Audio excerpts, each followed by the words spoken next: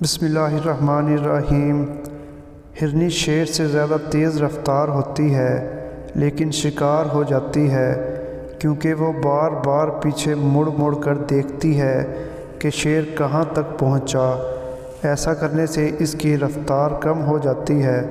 بالکل اسی طرح جب ہم زندگی کے سفر پر رواں دواں ہوں تو بار بار ماضی میں جھانکنے سے ہمارا صرف اور صرف نقصان ہوتا ہے۔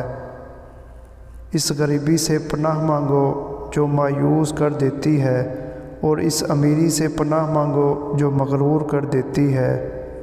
رشتہ نبھانا ہے تو دو آنکھوں کی طرح نبھاؤ، ساتھ جاگتی ہیں، ساتھ روتی ہیں، ساتھ ہنستی ہیں، ساتھ سوتی ہیں، اور پھر ایک دن ساتھ ہی ہمیشہ کے لیے بند ہو جاتی ہیں۔ انسان پر جب اچھا وقت آتا ہے تو بھولنے والی چیزوں میں سب سے پہلے اپنی اوقات بھولتا ہے۔ اچھے انسان کی سب سے پہلی اور سب سے آخری نشانی ہے کہ وہ ان لوگوں کی بھی عزت کرتا ہے جن سے کسی قسم کے فائدے یا مفاد کی توقع نہیں ہوتی۔